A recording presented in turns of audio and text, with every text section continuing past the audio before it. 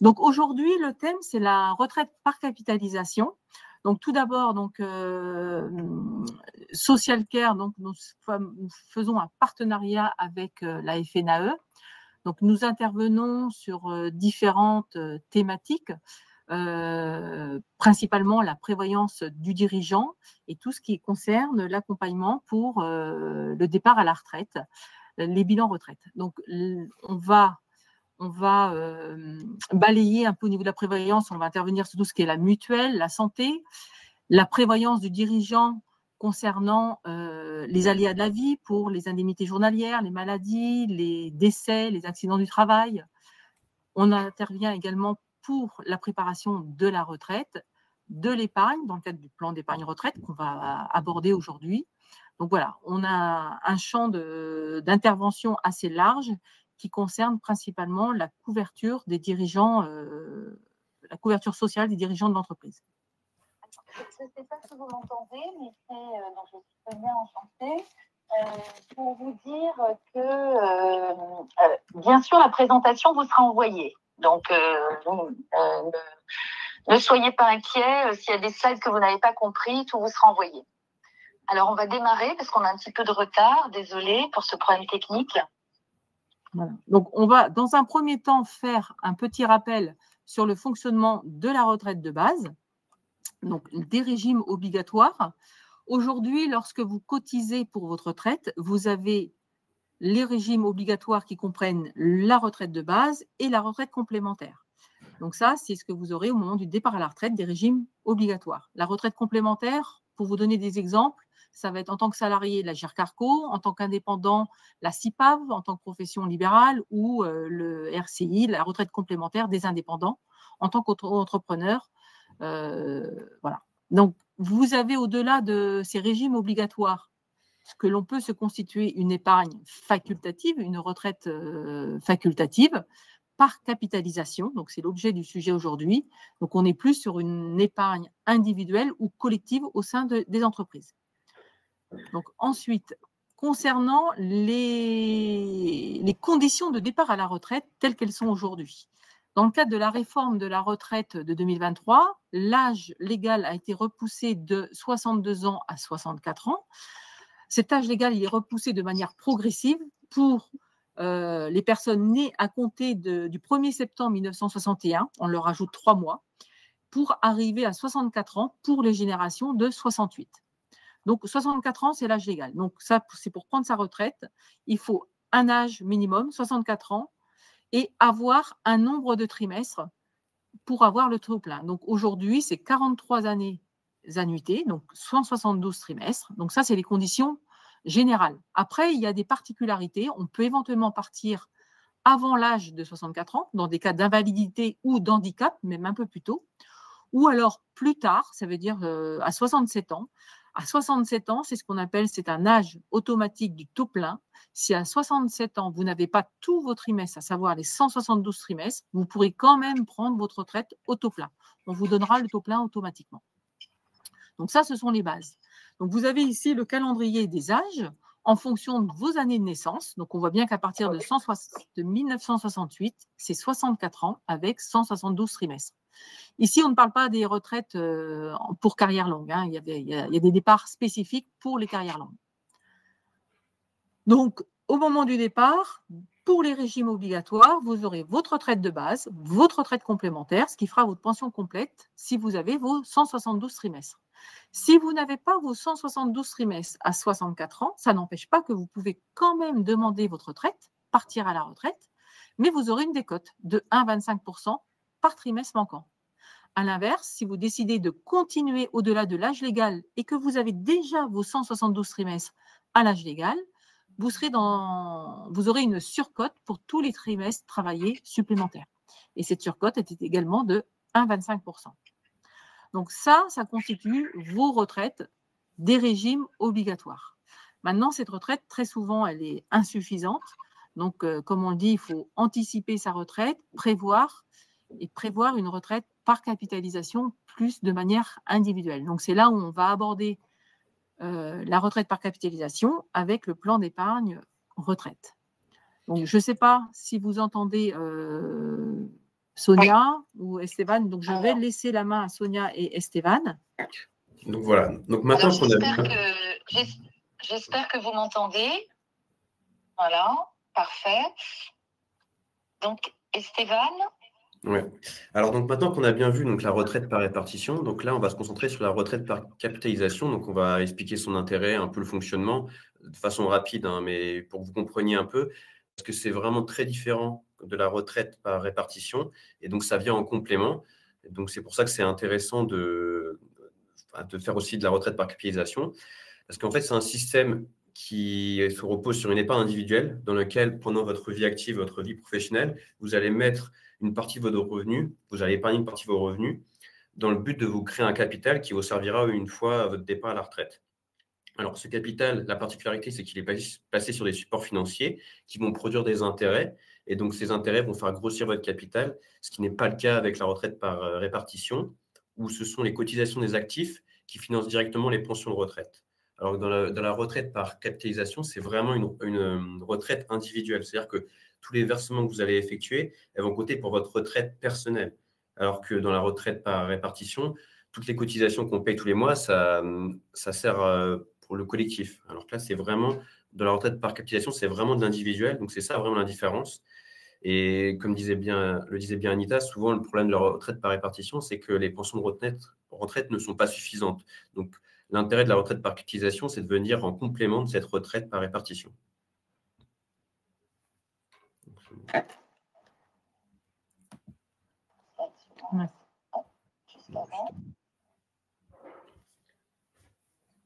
Alors, il y a certains avantages de la retraite. Alors, attends, Sonia, est-ce qu'on t'entend bien? Oui. Vas-y. Oui. Alors, les avantages de la retraite par capitalisation. Tout d'abord, j'ai un écho. Alors, tout d'abord, c'est l'amélioration du retour sur investissement. Tu peux couper ton micro, Sonia, sinon, de la présentation. Voilà. Est-ce que vous m'entendez bien là? Je suis vraiment désolée de ce problème technique, ça n'arrive jamais, mais là, bon, voilà, c'est comme ça.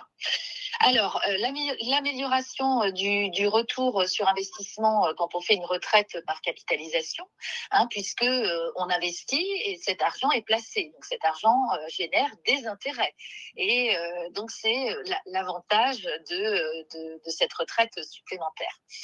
Ensuite, c'est une responsabilisation individuelle, c'est-à-dire qu'on va se constituer notre propre épargne chaque mois, chaque année. C'est nous qui allons nous responsabiliser pour mettre de l'argent de côté qui sera pour notre future retraite. Donc, on va vraiment gérer librement, comme on gère aussi quand on est freelance notre entreprise et notre activité. Ensuite, c'est la diversification. C'est évidemment pour la retraite, c'est bien de faire de l'immobilier, c'est bien de faire de l'assurance vie. Il y a plusieurs possibilités d'investissement. Mais la retraite type retraite par capitalisation, notamment le PER, ça permet aussi d'avoir une diversification à la sortie de vos sources de revenus. Et puis ensuite, la transmission. Donc ça, on en parlera après, puisque le plan épargne retraite, s'il y a décès, est transmis à vos héritiers avec une fiscalité extrêmement intéressante. On peut passer à la prochaine slide. Merci. Excusez-moi. C'est celle-là? Non, c'est encore d'avant. Voilà. Donc maintenant qu'on a donc un peu prévu ce que c'était la retraite par capitalisation, donc vous avez pu voir un peu l'intérêt, les avantages. Là, on va rentrer plus en détail sur le PER individuel, donc qui est vraiment le produit qui concerne la retraite par capitalisation. Donc en fait, le PER individuel, donc c'est un produit d'épargne à long terme qui est destiné à préparer la retraite, donc comme on l'explique depuis le début. Donc, il permet de se créer soit un complément de revenu, soit disposer d'un capital au moment de la retraite. Donc, on va l'expliquer après, vous aurez le choix au niveau de la sortie. Donc, il remplace des anciens contrats d'épargne retraite, donc le PERP et le contrat Madelin. Donc, peut-être que c'est des contrats que vous avez déjà entendu parler. Donc, c'est des contrats qui n'existent plus. Enfin, qui n'existent plus. On ne peut plus souscrire à ces contrats aujourd'hui, mais ils existent encore. Mais donc, le PER les remplace. C'est-à-dire que si aujourd'hui, vous voulez ouvrir un contrat d'épargne retraite, vous n'avez pas le choix d'ouvrir un PER. Vous ne pouvez plus souscrire à un PERP ou un contrat Madelin. Donc, il est vraiment ouvert à tout le monde. Il faut juste être âgé de plus de 18 ans et il n'y a pas de limite d'âge. C'est-à-dire que même si vous êtes vraiment pas loin de la retraite, vous pouvez quand même ouvrir un PER, même si vous êtes à 1 an de la retraite, ou même si vous avez l'âge légal mais que vous continuez à travailler, vous pouvez quand même ouvrir un PER. Donc, c'est vrai que sur ça, c'est quand même très intéressant. Et il y a aussi la possibilité d'en avoir plusieurs. Et comme on l'a expliqué juste avant, donc les versements sont investis sur des supports financiers. Et l'autre intérêt du PER, hormis prépa à la retraite, c'est qu'il dispose de plusieurs avantages fiscaux qu'on va avoir par la suite. C'est bon. Donc maintenant, on va voir comment fonctionne le PER, donc comment il est alimenté. Donc dans le PER, il y a 3 compartiments. Donc le compartiment numéro 1 qui correspond au compartiment individuel. Donc il est alimenté par les versements que vous effectuez, donc les versements volontaires. Donc ça peut être des versements libres, ça veut dire je verse une fois 1 000 €, ou des versements programmés, par exemple 100 € tous les mois. Donc c'est vraiment au choix. Et après, il y a les 2 autres compartiments. Donc c'est le compartiment numéro 2 et le numéro 3. Donc, qui concerne le compartiment collectif et catégoriel. Donc là, c'est vraiment des compartiments un peu à part qui sont alimentés par les transferts d'épargne. Si vous avez déjà constitué, vous avez déjà un PER d'entreprise et vous souhaitez le transférer sur votre PER individuel pour avoir tout au même endroit. Mais quand on parle vraiment du PER individuel, on parle surtout du compartiment numéro 1. C'est vraiment celui qui est le plus alimenté parce que c'est souvent quand on ouvre un PER individuel, c'est pour faire des versements volontaires. Donc, c'est le compartiment numéro 1 qui va être alimenté. Donc, les 2 autres compartiments peuvent être alimentés, mais c'est un peu plus rare, quoi. Mais c'est juste pour vous dire que vous avez quand même la possibilité de transférer, si vous avez des PER collectifs, de transférer des PER d'entreprise et les transférer sur votre PER individuel pour avoir tout au même endroit, que ce soit plus simple pour vous.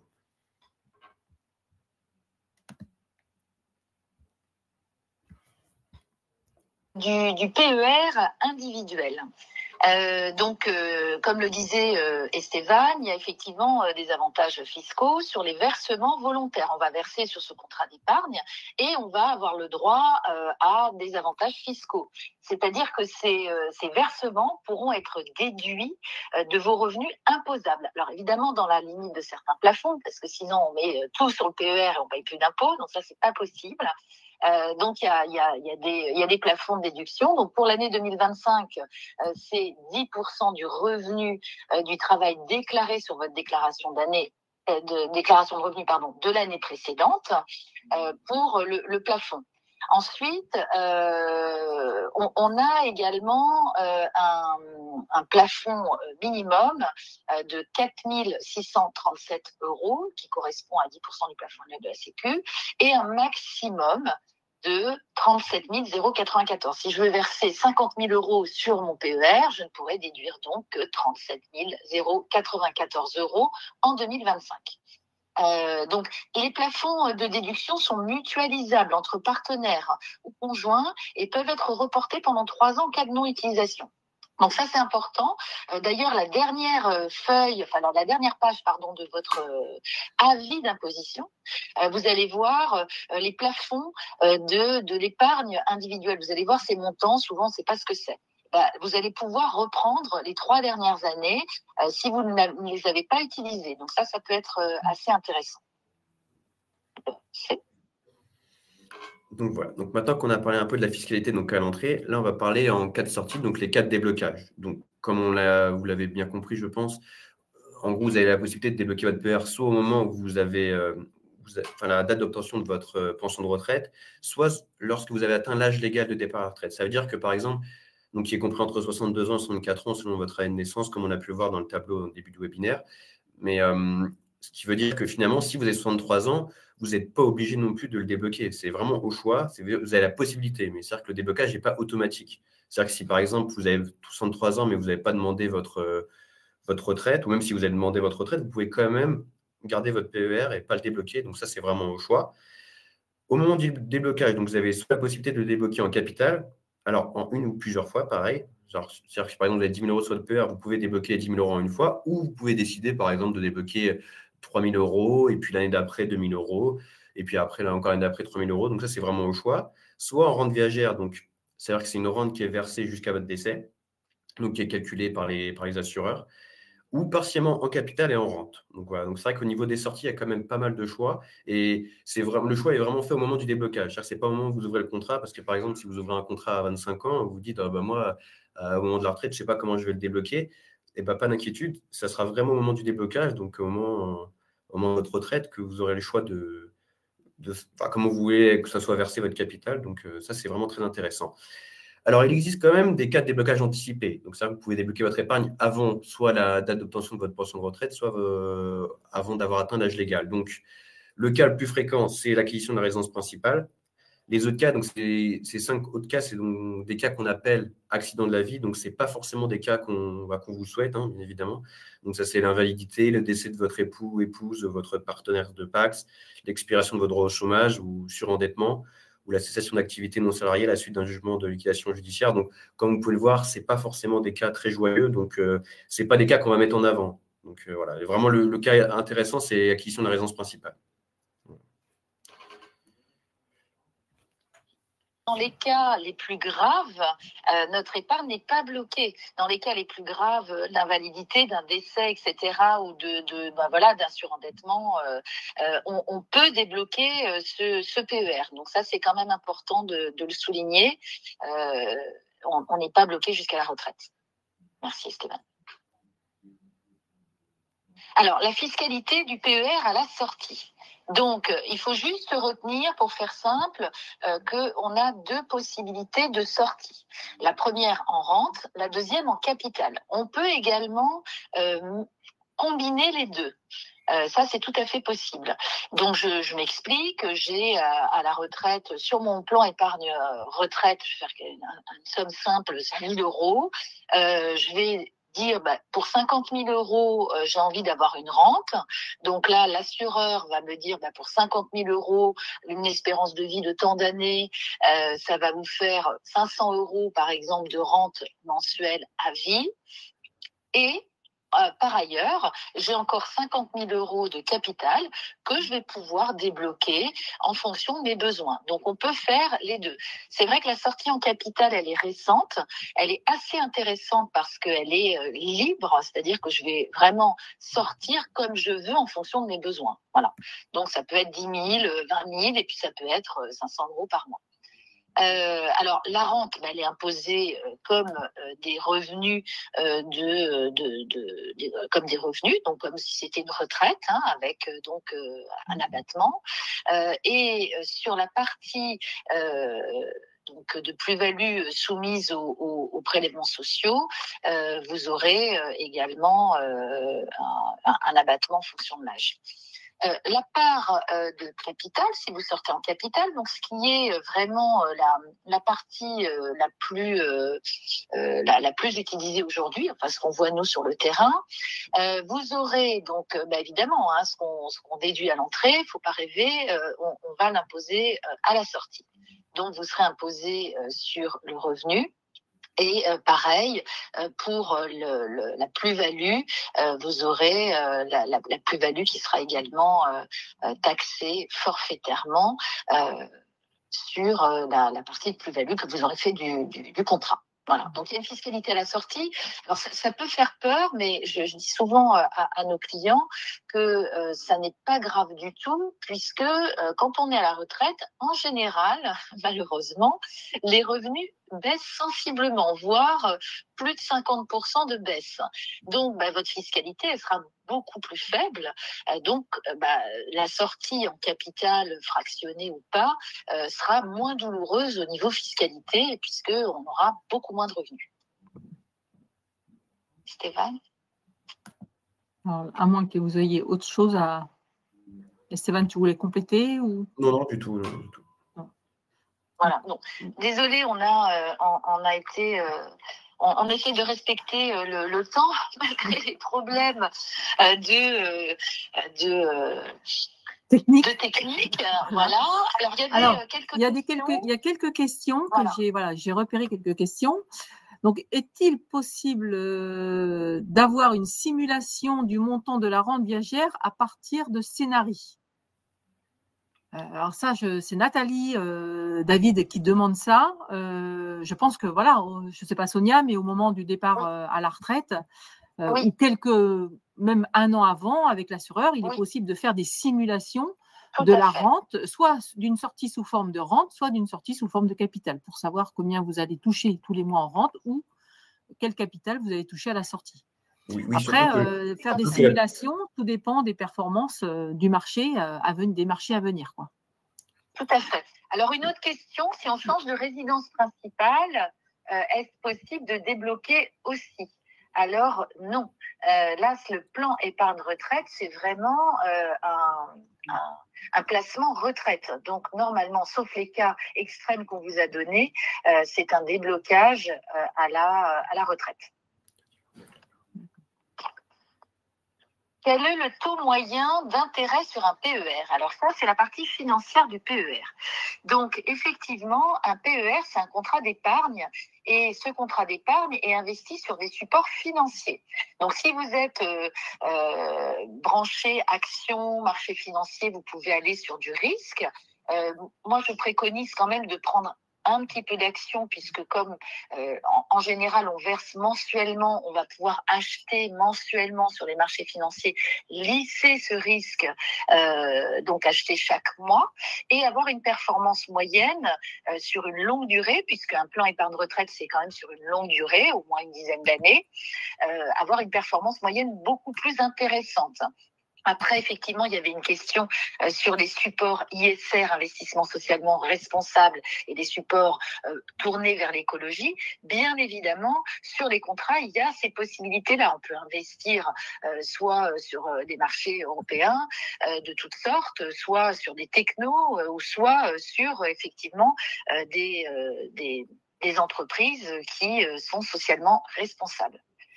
Après, il y a un fonds euro, comme dans les assurances-vie.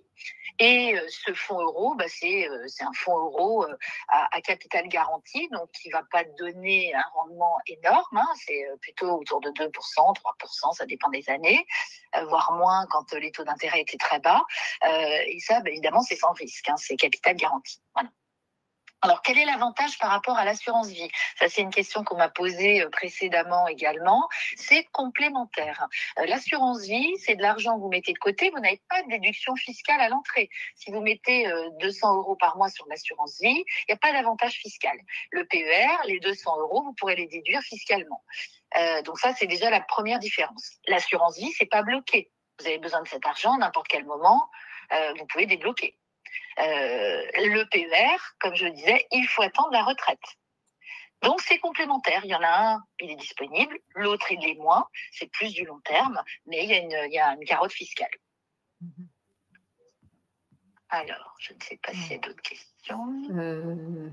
Existe-t-il des comparateurs des PER ou assurance vie en fonction des établissements?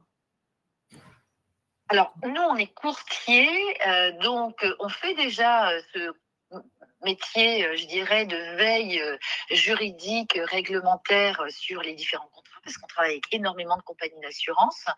Des comparateurs en ligne, je vous avoue que je ne sais pas si ça existe. Et après, ces comparateurs, est-ce qu'ils sont totalement indépendants, si vous voyez ce que je veux dire? Est-ce qu'ils n'orientent pas toujours, comme un peu les comparateurs bancaires, sur les mêmes personnes? Donc, il faut quand même faire attention. Ce qui est important de voir, bien sûr, c'est les frais. Ce qui est important de voir, c'est la gestion, donc la possibilité d'avoir un très grand nombre de supports financiers où on va pouvoir choisir ce qu'on a envie de faire.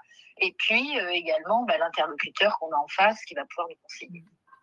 Alors là, il y a Mariana aussi qui dit: j'ai un PERE,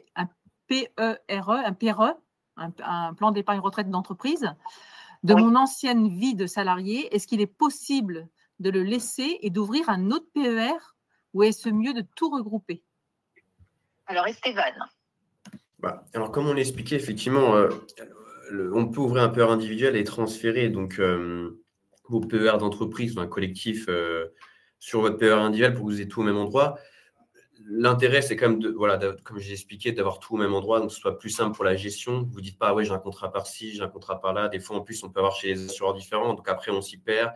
Donc, c'est vrai que si vous ouvrez un PER individuel, l'intérêt, quand même, c'est de regrouper tous les épargnes que vous avez sur vos PER collectifs. Si vraiment vous n'êtes plus dans la boîte et donc il n'y a plus d'intérêt à ce que vous le laissez, c'est quand même plus intéressant, je pense, de tout regrouper sur un seul contrat pour avoir tout au même endroit et qu'au moment où vous partez à la retraite, vous savez que si vous sur votre PER individuel, donc vous avez par exemple 100 000 € et 50 000 € correspondant à votre partie individuelle et 50 000 € correspondant à vos PER collectifs, au moins vous savez que vos 100 000 € ils sont au même endroit, vous n'avez pas de l'argent qui se balade un peu partout.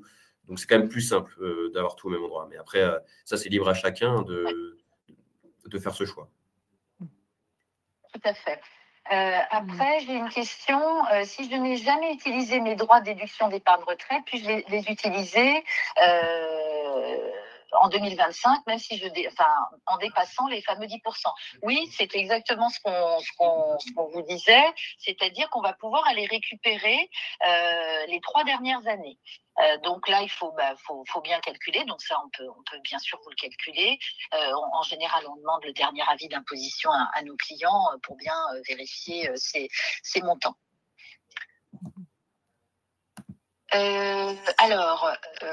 Suite à mon Pacs, on m'a dit qu'il était préférable de passer par l'assurance vie plutôt qu'un PER car la déduction fiscale est moindre. Alors là, c'est vraiment du cas par cas. Je peux pas vous répondre comme ça parce que ça va dépendre de vos revenus. Donc, dans certains cas, ça sera pas intéressant effectivement parce que le Pacs déjà, peut-être que vous plafonnez. Donc là, c'est vraiment du cas par cas. Il faut faire le calcul. Vous pouvez essayer aussi de le faire sur le site ImpoGouv. Vous avez la possibilité de faire des simulations dans les cas 6 et quelque chose. Vous avez vous pouvez rentrer les chiffres des PER et puis aller jusqu'à la fin et voir si ça change vraiment votre fiscalité. À un moment donné, vous verrez que effectivement, de mettre plus, ça n'aura aucun impact. L'année du Pacs, oui. Alors, est-il possible de modifier les types de placements en cours de vie du PER? Tout à fait. Donc, en cours de vie du PER, et d'ailleurs, c'est ce qu'on fait souvent, plus on approche de la retraite, plus on sécurise. Parce que si vous avez décidé de mettre un petit peu de risque, et puis d'aller sur les marchés financiers, et puis d'aller sur les actions, vous prenez votre retraite par exemple en mai 2025 et puis en janvier vous avez l'arrivée aux États-Unis d'un nouveau président comme on a eu cette année avec énormément de chamboulements, chaque jour des actions différentes, des retournements, etc. Donc évidemment ça a extrêmement impacté les actions. Donc là vous pourriez vous dire mince, ça fait 20 ans que je cotise et puis en fait j'avais 50% sur des actions et puis je vais perdre 5 ou 10% de cette partie. Donc évidemment, plus on avance en âge, plus on sécurise au fur et à mesure, on écrète les plus-values et on sécurise le capital pour à la fin être vraiment pratiquement que sur du fonds garanti pour pouvoir être sûr de percevoir ce capital sans stress. Voilà, si on a envie d'aller un petit peu sur du dynamique. Est-ce qu'il y a un minimum à verser ? Alors, en général, les contrats des compagnies d'assurance et des banques, il y a un minimum à verser à l'entrée, mais c'est l'argent qui est placé, c'est pas des frais. En général, c'est autour de 1 500 €. Et après, dans les minimums mensuels, donc vous n'êtes pas obligé de verser mensuellement, vous pouvez verser à votre guise, soit pas du tout, soit une fois par an, une fois par trimestre, quand vous voulez. Mais en tous les cas, sur le mensuel, très souvent, c'est entre 75 € et 150 € par mois en fonction des compagnies. Voilà, c'est ce qui se fait en général sur les versements mensuels. Voilà. Alors, je ne veux pas qu'on dépasse trop. On va prendre encore quelques petites questions. Est-ce qu'il y a un montant minimum? Alors, les frais de versement, oui, très bonne question. Bien sûr, il y a des frais de versement sur les contrats. Donc, on essaye de les négocier au minimum du minimum avec les compagnies. Mais ça dépend vraiment des contrats. Donc, il peut y avoir des frais sur les versements, le versement initial, et après des frais sur les versements mensuels. Alors après, ce qui est le plus important, c'est de voir le rendement que vous allez avoir, parce que si vous avez un très bon contrat qui fait 6% de rendement et que vous avez par exemple 1% de frais de versement, c'est pas grave du tout, il vous reste 5. Par contre, si vous avez un très mauvais contrat qui fait un mauvais rendement et que vous avez 0 de frais de versement, là, vous n'allez pas vous y retrouver. Donc tout ça, évidemment, faut prendre tous ces paramètres en compte. En cas de transfert d'un PER, donc ça c'est collectif, sur un PER individuel, non. Un transfert, très bonne question, on m'a jamais posé cette question. Mais le législateur y avait pensé. Il s'est dit non, non. Donc non, le transfert,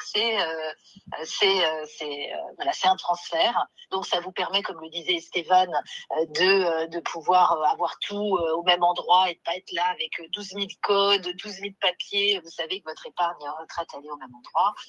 Mais ça sera uniquement les versements après individuels que vous ferez qui pourront être déduits. Oui, le législateur pense à tout, surtout sur la fiscalité. Ils sont un petit peu tendus sur ces sujets.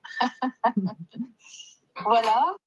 Donc, sinon, est-ce qu'il y avait d'autres questions, peut-être auxquelles on n'a pas répondu? Je ne sais pas. Si crack financier il y a, le capital placé sur PER est-il garanti? Alors ça va vraiment dépendre, comme je vous le disais, de ce que vous avez fait sur vos investissements. Si sur 10 000 euros, vous avez 10 supports différents, dont un, par exemple, sur les US, il y a un crack financier sur les US, mais les 10 000, c'est pas sur une action, c'est sur un gros panier d'actions. Donc, si Tesla se casse la figure, ça va pas changer votre vie, je dirais, sur votre PER. Évidemment, ces 30 dernières années, il y a eu des gros cracks financiers, mais malgré les cracks financiers, on s'est aperçu que, je vais vous donner un exemple, sur une retraite de quelqu'un qui est au SMIC toute sa vie pendant 43 annuités, celui en ayant mis 500 euros de façon obligatoire par l'État sur sa retraite, il percevra à la sortie une retraite de 987 euros, alors que celui qui aura investi ses 500 euros sur les 43 années, malgré tous les cracks financiers qu'il y a eu, donc il y en a eu pas mal, il obtiendra 1750 à peu près euros de retraite à la sortie, avec en plus un capital, puisque vous capitalisez pour vous. Donc évidemment, malgré les hauts et les bas, ce qu'il faut, c'est diversifier. C'est-à-dire, on ne va pas tout mettre sur les actions américaines. Il faut vraiment bien diversifier. Et on n'a pas vraiment de soucis à se faire quand on diversifie. C'est comme pour tout, dans tout investissement. La diversification et la durée qui doit être assez longue pour... Exactement. Et la durée est très importante dans le cadre d'un plan épargne retraite. Donc c'est pour ça, il faut vous dire c'est pas grave à court terme. Là cette année c'est moins bien, mais il y aura des années meilleures et en investissant progressivement, c'est-à-dire chaque mois, je vais avoir un rendement sur le long terme bien meilleur. Voilà. Je pense que nous avons déjà pas mal répondu à beaucoup de questions. En tous les cas, vous avez nos coordonnées.